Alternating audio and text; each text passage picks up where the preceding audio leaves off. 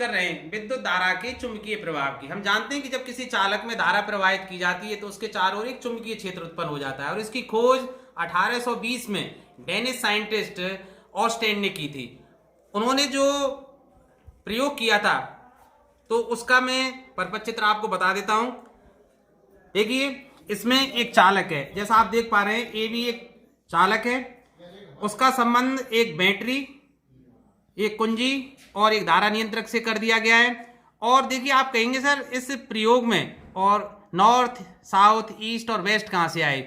तो सीधी सी बात है कि जब इस चालक में धारा प्रवाहित की जाएगी, और हम अध्ययन कर रहे हैं चुंबकीय क्षेत्र का, और आप जानते हैं कि चुंबकीय क्षेत्र के लिए चुंबक के गुणों की आवश्यकता होती है। हम जानते हैं कि अगर कोई छड़ चुंबक हो और उसे स्वतंत्रतापूर्वक लटका दिया जाए तो वो हमेशा उत्तर दक्षिण में ठहरती है, पर अब चुंबक तो यहाँ है नहीं। तो आप जानते हैं, देखिए इसको देखिए, आपने बिल्कुल देखा होगा, ये दिक्सूची या कंपास जिसको अब सामान्य भाषा में कहते हैं, इसमें आप देख पा रहे होंगे नॉर्थ, साउथ, ईस्ट, वेस्ट लिखा हुआ है। और ये भी एक छड़ चुंबक की तरह रहती है।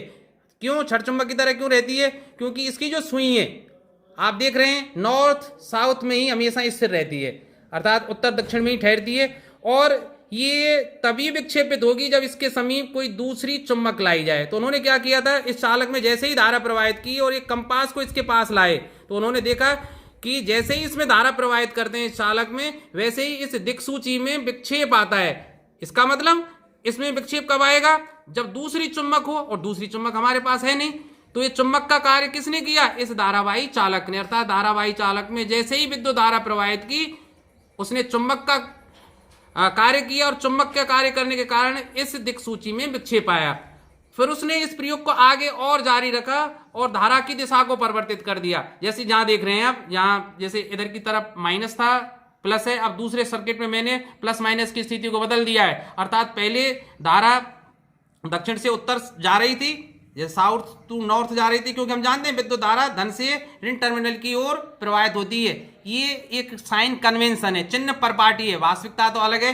वास्तविकता के रूप में तो हम जानते हैं कि धारा को मुक्त इलेक्ट्रॉन ले जाते हैं, और मुक्त इलेक्ट्रॉन हमेशा ऋण से धन सिरे की ओर गति करते हैं। लेकिन जो परपाटी हम उसी को पीटते हुए आ रहे हैं, और ये मानकर चलते हैं कि विद्युत धारा पॉजिट्रॉन्स के कारण या प्रोटॉन के कारण या धन आवेश के प्रवाह के कारण होती है, अर्थात धन से ऋण की ओर होती है। तो देखिए, उसी परपाटी के अनुसार जो विद्युत धारा है वो साउथ टू नॉर्थ है, और दूसरे चित्र में देखिए माइनस है इधर, अर्थात धारा कहाँ आएगी? ए टू बी, अर्थात नॉर्थ टू साउथ आएगी। तो इसका मतलब सार अगर कहना चाहें हम कि जैसे ही विद्युत धारा की दिशा चालक में परिवर्तित की जाती है, इस दिक्सूची में विक्षेप की दिशा भी बदलनी चाहिए। अब इसको प्रायोगिक रूप से मैं आपको दिखाऊंगा। तो इसके लिए देखिए, दिक्सूची हमारे पास है ही, एक तार की आवश्यकता होती है। देखिए, तार तांबे का होना चाहिए और इंसुलेटेड होना चाहिए। अगर इंसुलेटेड नहीं होगा तो चुंबकीय क्षेत्र इतना नहीं बनेगा। दूसरा, विद्युत धारा प्रवाहित करने के लिए आप 2 सेल या 1 सेल का इस्तेमाल कर सकते हैं। आप सीसा संचायक सेल का प्रयोग कर सकते हैं। मैं यहाँ धारा के स्रोत के रूप में विद्युत जो एल्यूमिनेटर है इसका प्रयोग करूंगा। भाई, धारा का मान परिवर्तन करने के लिए एक धारा नियंत्रक। आप कहेंगे सर धारा के परिवर्तन की बात तो अभी बताई नहीं। तो देखिए, जब कम मान की विद्युत धारा प्रवाहित की जाती है तो इस चालक के चारों ओर कम मान का विद्युत क्षेत्र चुंबकीय क्षेत्र उत्पन्न होगा। कम चुंबकीय क्षेत्र की पहचान कैसे करेंगे? इस दिक्सूची में विक्षेप कम आएगा, और जैसे ही हम धारा का मान बढ़ाएंगे दिक्सूची में विक्षेप अधिक आएगा। अर्थात इससे यह सिद्ध हो जाएगा कि धारा का मान बढ़ाने पर चालक के चारों ओर उत्पन्न चुंबकीय क्षेत्र की तीव्रता भी बढ़ जाती है। अब इसको हम प्रायोगिक रूप से सिद्ध करने का प्रयास करते हैं। अब मैंने प्रायोगिक व्यवस्था इसकी पूर्ण कर ली है। ये धारा एलिमिनेटर है, इसका आप देख रहे हैं धन टर्मिनल मैंने जो चालक तार लिया है उसके बी सिरे से जोड़ दिया है, और इधर को देखिए, इसका जो ऋण टर्मिनल है उससे पीला तार लगाकर मैंने धारा नियंत्रक के हायर टर्मिनल से जोड़ दिया है। और हायर टर्मिनल के बाद अब देखिए इसका लोअर टर्मिनल है, और लोअर टर्मिनल से धारावाही चालक का ए सिरा जोड़ दिया है। हम जानते हैं कि विद्युत धारा की जो दिशा है वो धन से ऋण की ओर प्रवाहित हुई मानी जाती है। तो अब देखिए, धारा इधर से आ रही है क्योंकि धन सिरा ये है इसका, तो धारा बी सिरे से ए सिरे की ओर अर्थात साउथ से नॉर्थ की तरफ प्रवाहित हो रही है। अब देखिए, आप एक दिक्सूची आप देख रहे होंगे यहाँ, इसका देखिए ये नॉर्थ सिरा है और ये साउथ सिरा है। तो अब इसको मैं संयोजित कर देता हूं और सुई की सीध में इस नॉर्थ को कर देता हूं। तो देखिए अब इस समय इसमें विक्षेप शून्य, तो देखिए शून्य की स्थिति में आ गया। और अब इस चालक तार को मैं इसके ऊपर ला रहा हूं, क्योंकि इस समय इसमें कोई धारा प्रवाहित नहीं हो रही है, तो इसमें कोई विक्षेप भी नहीं आ रहा है। तो अब देखिए राजीव जी मेरे साथ हैं और मैं उनसे कहूंगा कि वे स्विच ऑन कर दें। तो देखिए जैसे ही इसमें स्विच ऑन करते हैं क्या कोई विक्षेप आता है? तो मैंने स्विच ऑन किया, हल्का विक्षेप आया। धारा नियंत्रक से जैसे ही राजीव जी धारा का मान बढ़ा रहे हैं तो देखिए इसमें विक्षेप भी बढ़ रहा है। पहले देखिए अब काफी विक्षेप आ गया ना, जब सुई 0 पर थी अब 325 पर दिखाई दे रही है, अर्थात विक्षेप नॉर्थ से वेस्ट की तरफ आ रहा है। 25 डिग्री का विक्षेप इसमें आ गया है। और हम देख रहे हैं कि जैसे धारा का मान बढ़ाते हैं इसमें विक्षेप बढ़ता जाता है और धारा का मान घटाने पर विक्षेप घटता जाता है। अब मैंने धारा का मान कम कर दिया है और अब देखिए मैं धारा का मान फिर बढ़ा रहा हूं, तो देखिए विक्षेप भी इसमें बढ़ गया है। तो इससे सिद्ध हो रहा है कि जैसे जैसे हम धारा का मान बढ़ाते हैं इस धारावाही चालक के चारों ओर उत्पन्न चुंबकीय क्षेत्र की तीव्रता बढ़ती है, अर्थात इसका चुंबकत्व बढ़ता है और चुंबकत्व बढ़ने के कारण इस दिक्सूची में विक्षेप भी बढ़ता है। तो अब हम क्या करेंगे, इस प्रयोग को ऑस्टेट की तरह ही दोहराते हैं और अब इस एलिमिनेटर का जो ऋण टर्मिनल और धन टर्मिनल है इसके स्थानों को बदल रहे हैं, अर्थात अब लाल तार को इस ऋण टर्मिनल से और पीले तार को इस धन टर्मिनल से जोड़ते हैं, जिससे धारा की जो दिशा है वो परिवर्तित हो जाएगी।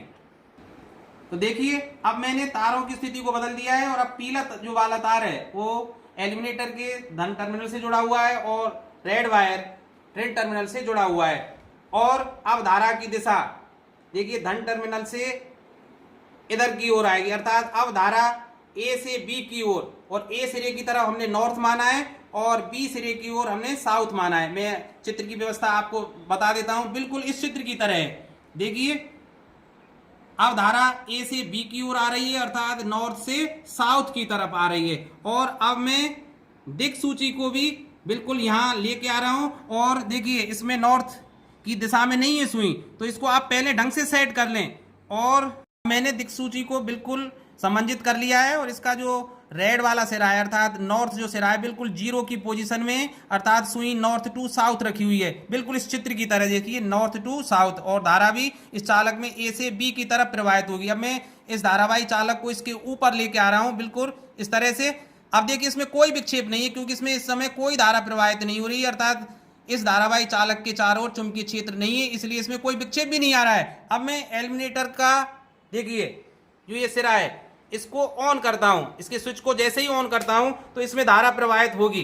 तो देखिए अब यहां आप देखिए जैसे ही धारा प्रवाहित की इसमें एकदम से विक्षेप आया क्योंकि धारा का मान अधिक था। देखिए विक्षेप बहुत आ रहा है ना। अब मैं राजीव जी से कहूंगा कि धारा का मान थोड़ा सा वो कम करें जिससे विक्षेप थोड़ा कम आए। तो देखिए वो धारा का मान कम कर रहे हैं और तो विक्षेप की मात्रा भी कम होती जा रही है। और कम करिए सर।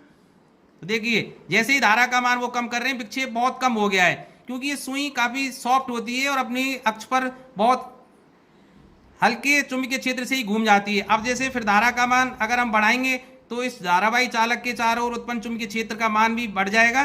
तो अब देखिए मैं उनसे कहूंगा कि उसका मान बढ़ा दें थोड़ा।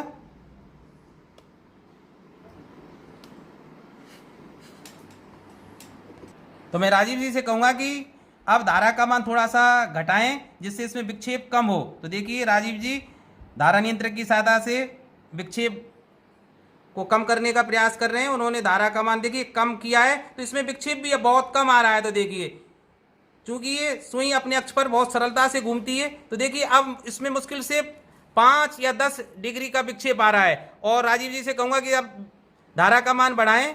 तो देखिए राजीव जी अब धारा नियंत्रक की सहायता से धीरे धीरे धारा का मान बढ़ा रहे हैं। तो देखिए विक्षेप अब 20 डिग्री आया है, अब 40 डिग्री हो गया है। और जैसे जैसे हम धारा का मान बढ़ा रहे हैं देखिए विक्षेप अब 50 डिग्री तक पहुंच गया है, अर्थात धारा का मान बढ़ाने पर इस जो चालक तार है इसके चारों ओर उत्पन्न चुंबकीय क्षेत्र की जो सामर्थ्य है वो बढ़ जाती है, अर्थात ध्रुव सामर्थ्य बढ़ने के कारण चुंबकीय क्षेत्र बढ़ जाता है। और चुंबकीय क्षेत्र के मान में अर्थात चुंबकीय क्षेत्र की तीव्रता के मान में वृद्धि होने के कारण इस दिक्सूची में विक्षेप भी बढ़ जाता है। तो ऑस्टेट का जो नियम था आपने प्रायोगिक रूप में इसको देख लिया और इससे ये भी सिद्ध हो गया कि किसी धारावाही चालक के चारों ओर जैसे ही हम विद्युत धारा प्रवाहित करते हैं तो इस धारावाही चालक के चारों ओर एक चुंबकीय क्षेत्र उत्पन्न हो जाता है। एक बात और मैं आपको बताते चलूं कि इस धारावाही चालक में चुंबकीय क्षेत्र किधर कैसे उत्पन्न होता है। तो देखिए, जैसे इसमें धारावाही चालक में अगर नीचे से ऊपर की ओर धारा प्रवाहित हो रही है तो इसके लिए दाहिने हाथ का अंगूठा नियम काम में आता है।